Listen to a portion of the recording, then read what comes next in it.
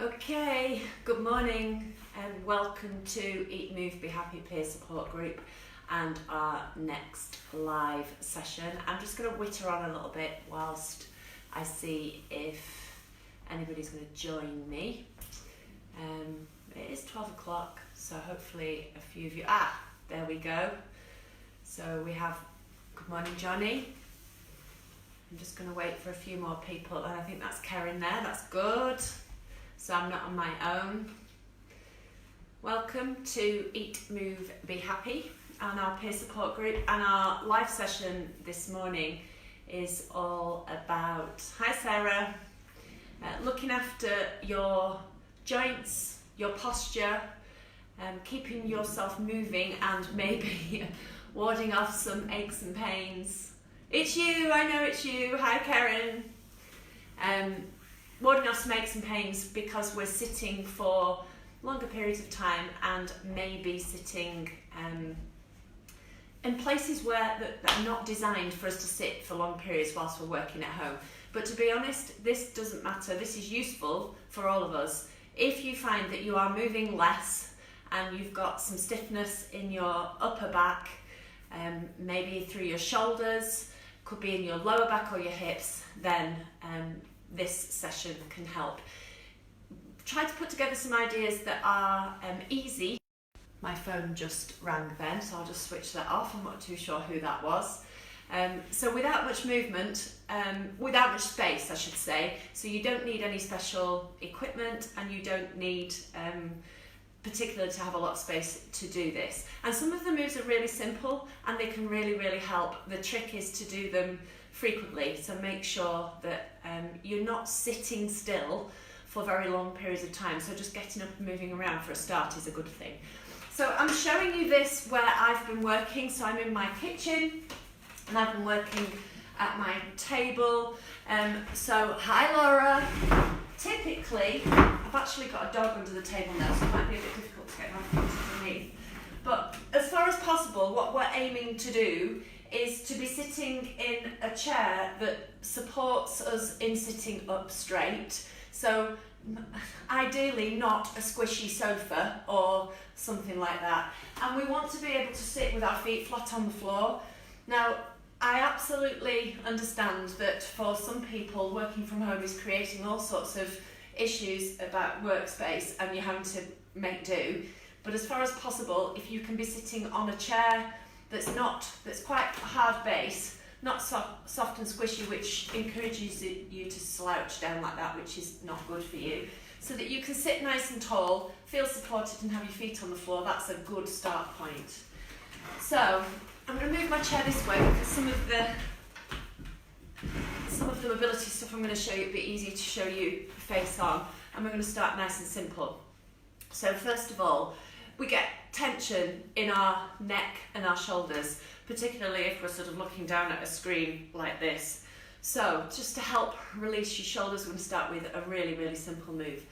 Scrunch your shoulders up to your ears and let them drop. So scrunch them all the way up and just let them drop down. And relax your arms as you do that. So you're aiming to try and relax through your upper back and your shoulders, and repeat that for as many times as you need to. And then just pop your head to one side for your neck and to the other side. Pink goddess. Thank you, Sarah. Yeah, I've got a pink top on this morning. My black tops are in the wash. I have got my Eat, Move, Be Happy top on though. Bit of shameless promotion, and my Reese Fitness. So back to necks, over to the side, and again you can return and drop. It's often useful to do these things, to do these exercises more than once, but build up gradually. So over to the side, and then start to get your shoulders moving. So you can do this seated or standing whilst you're sitting at your desk or your table. And what we're aiming to do here is really squeeze your shoulder blades together as your shoulders come up and round. And you can start keeping your arms by your side. And then another one, once you've sort of got your shoulders moving a little bit, I get really, really tight in the top half of my back, my upper thoracic region, and my shoulders can ache. That part of my back can really ache. So what we're aiming to do, if you sit forwards on your chair and make sure that you're sitting tall. So to start off with, we're thinking of good posture. So nice and broad across our chest, shoulder blades back and down. So we do not want that. So as soon as you let your spine go and your belly go and you're sort of sitting down into your hips, that is really not good for your spine. Everything's squashing. So we want to think of as if someone's pulling you up by a rope out of the top of your head. You sit nice and tall, and your weight should be evenly distributed across both of your bottom bones. So you shouldn't be sitting to one side. It should be nice and even, and feet flat on the floor. So that's what we're aiming for. So you start from a good position. So, and you're then going to put your hands behind your head and interlock your fingers, and that in itself can be quite a nice release. And we're trying to keep your elbows back. So for me, because my shoulder flexibility is not brilliant, that's quite hard work, just keeping my shoulders back. What I want to do is this and collapse down, but I don't want you to do that. I want you to keep your arms back. Try not to let your lower back arch, so you might have to work through your tummy. So we don't want, show you standing up, we don't want that to happen. You need to keep your pelvis tucked under and your arms back. All of this is making sense. And then you're just aiming to move your elbows, point one elbow towards the floor, but you are just moving in your upper part of your back. We're not bending over like that. That in itself is not a bad stretch, because you'll feel the stretch through the sides of your body. So it's not wrong, but what we're aiming to do is just get some movement in this top part of our back whilst you're sort of sitting at your desk. So we can just point that elbow to the floor and keep breathing and come back up to the middle, and then go the other side. Try and keep your elbows back whilst you do this. You won't get a lot of movement, and that's okay, but you should get some. Okay, so, and again, you can repeat that. Hi, Anne. You can repeat that on either side, and go back to shoulder rolls in between, if that helps. So the idea is you're getting more movement and a feeling of more space in your shoulders, your neck, and your upper back. Right, let me check what else. Oh, a nice one. Whilst you're sitting in a chair, still sitting in the chairs, you can use the chair to help you create some movement. So we're going to do a twist. So if you have any problems with your back, then be careful with this one. So the aim is that we're going to be moving through the whole of the spine, not just the upper back. So just do this gradually in stages. So you can use the back of the chair and either your thigh or the side of the chair to help you. Again, you start from a good place. So you need to be sitting on your bottom bones and sitting up tall. So you've got good posture, shoulders back and down.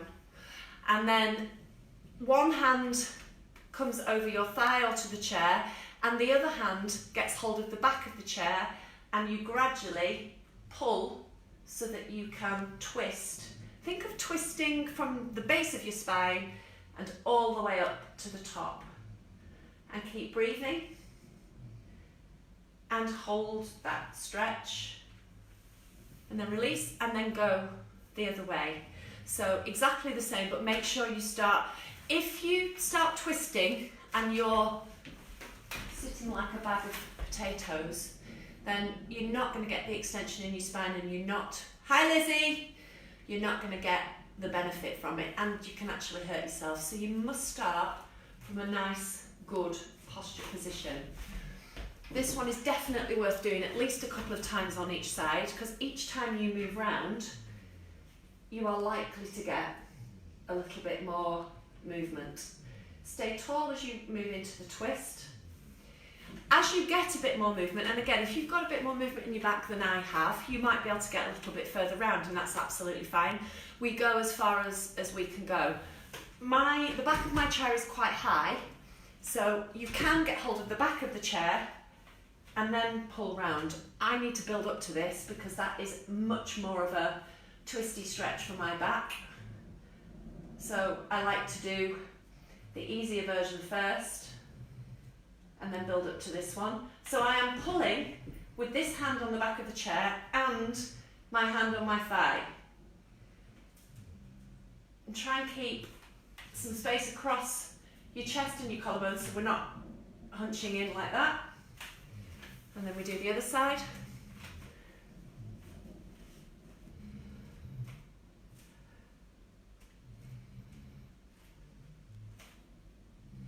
Okay. And again, you can repeat any of those as you go through. And then the final one that I'm going to show you seated is for your hips.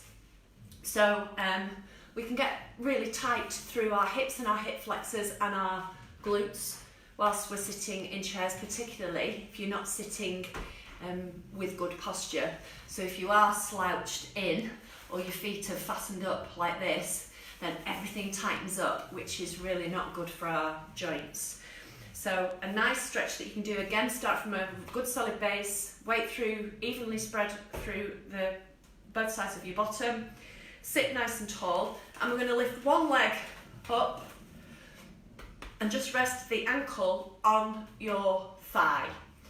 Now again, if you have got not brilliant hip flexibility like me, that knee's going to stick up a bit.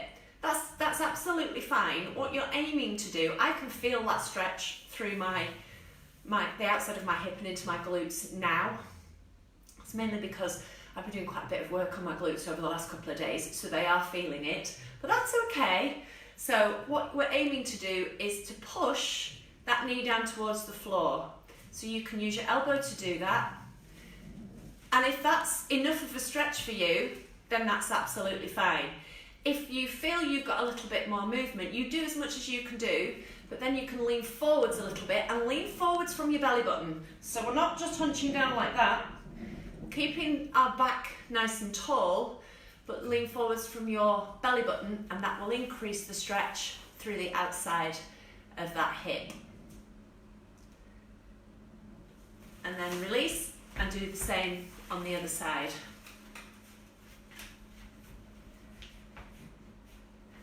And this one's even stiffer if that is at all possible. So sit nice and tall and just relax into it for a few seconds. You might find that initially your muscles go, ooh, flipping heck, that's a bit tough. Well, that's okay. Breathe into it and relax. And I can feel it giving now. So you can push down on that elbow, with that elbow on that knee. And then I'm going to lean forwards a tiny bit on this side. Don't let my shoulders cave in. And just reach forwards with that stretch. Okay. I get particularly stiff through my hips, so anything that stretches my glutes is good for me. And so you could do that the same, at least once more on either side as well, just to get things moving. Right, so a couple of others that you can do standing. So I'm going to move my chair out of the way just so that you can see me a little bit better. So a nice, just moving around for a start. So, I don't know, use your Fitbit, use your phone, every 20 minutes or so, get up and have a walk about so you're not sitting for long periods of time in the same position. So we're going to do a side bend. So again, this time we're starting from the base exactly the same. Our weight is evenly distributed between our feet this time. That's where the weight came from. So we're aiming to go down as low as we can go down one side and a nice stretch over, so you should feel a lovely big stretch. This is my favourite, down that side. It doesn't matter how far down your leg you go. If you're particularly bendy, like some people I could mention, then you'll go a bit lower than me. That's not a problem. You go as low as you can go and stretch as much as you can with the arm that's going over your head. That's going to help stretch through the sides of your body. I can actually feel this one in these muscles in my back as well, which this is part of the reason that I am really tight in my hips, because everything around here tightens up, and that's what we're working on now. So we'll just do that once more on each side.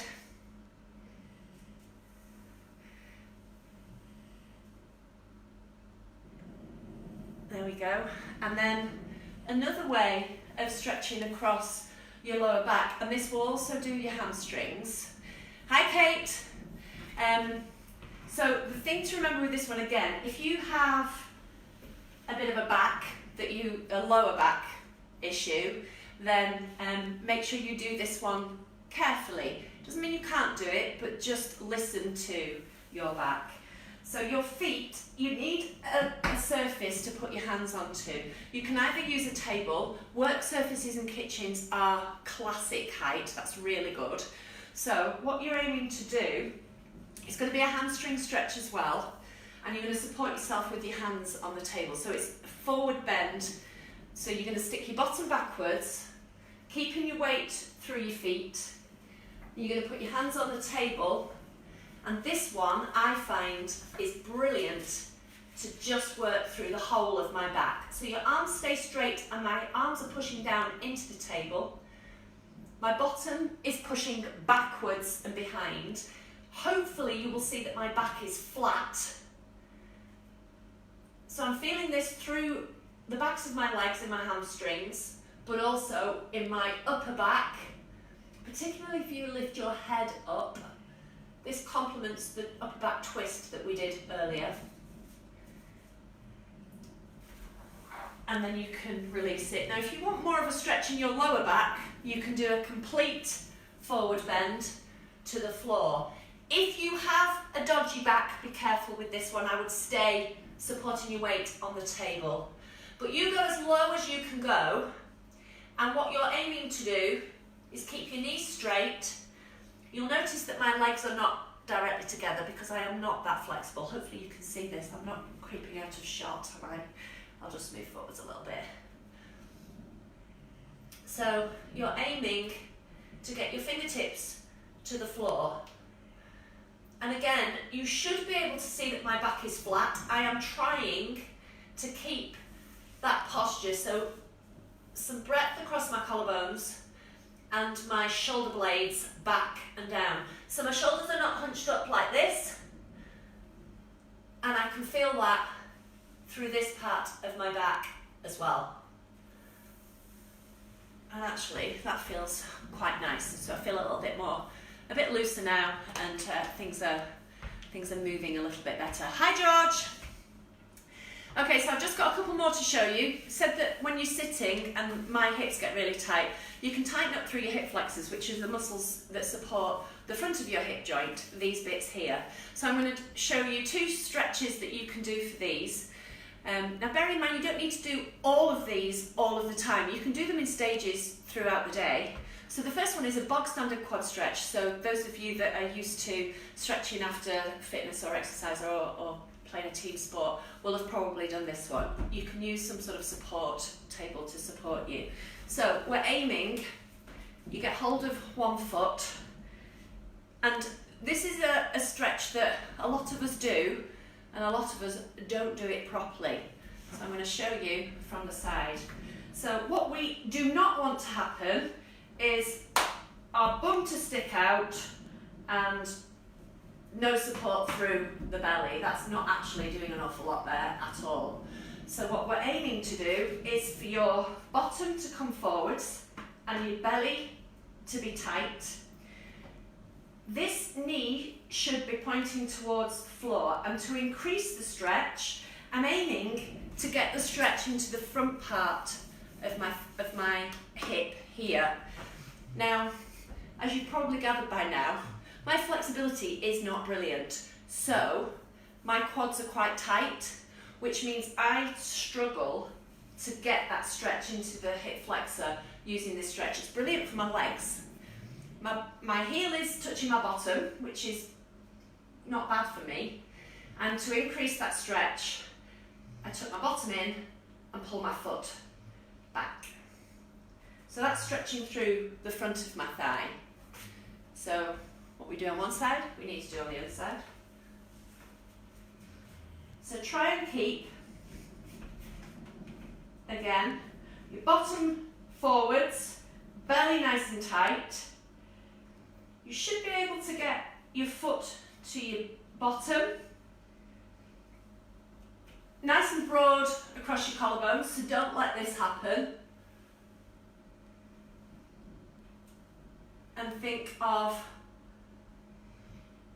pushing your hips forward, tucking your bottom under to get a stretch through the front of your thighs. Now, there's one other stretch that I can use for my hip flexors, and because I'm doing this in my kitchen and I have a tiled floor, I have a mat because it hurts your knees otherwise. If you haven't got a mat, use a towel or a cushion, but something that's not going to slip. We don't want people skating around and pulling muscles. But what we're going to do now, hopefully you can still see me, is just provide a bit of a cushion for my knee. So one knee is supporting you and the other leg a nice big stride forwards. Now your body's staying upright and the same sort of position as before with the chair, when I was saying with the quad stretch, get your bottom under. So we don't want that happening. We don't want a big arch in our back. So your bottom tucks under like that. Now this is quite a deep stretch if you do it properly, so go gradually into it. Bottom tucked under and lean into, so this leg, supporting leg is moving forwards, and you should, if you tuck your bottom forwards, feel that stretch through the front of that hip flexor more on this exercise. And change legs. So tuck that bottom under.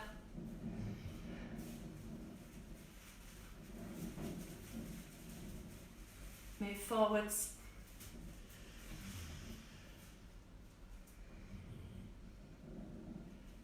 Okay, so you should feel that through the front of your hips.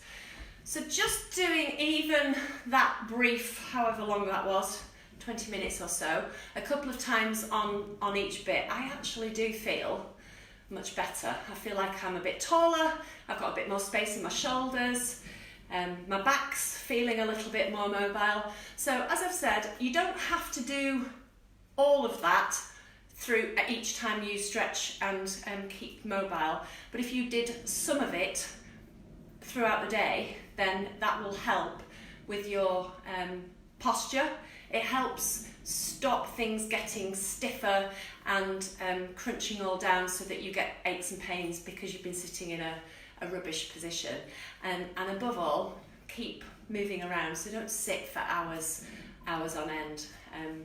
Apart from anything else, it relieves the boredom and the monotony if you get up and have a bit of a walk around. So that's not intended to be, as we've said, we've called this movement, not miracles. It's not going to fix all of your aches and pains, but it should help you stave off some of the most obvious upper back and hip aches and pains because you've been sitting for a long period. So you can adapt that for yourself and focus on the bits that need more of a focus.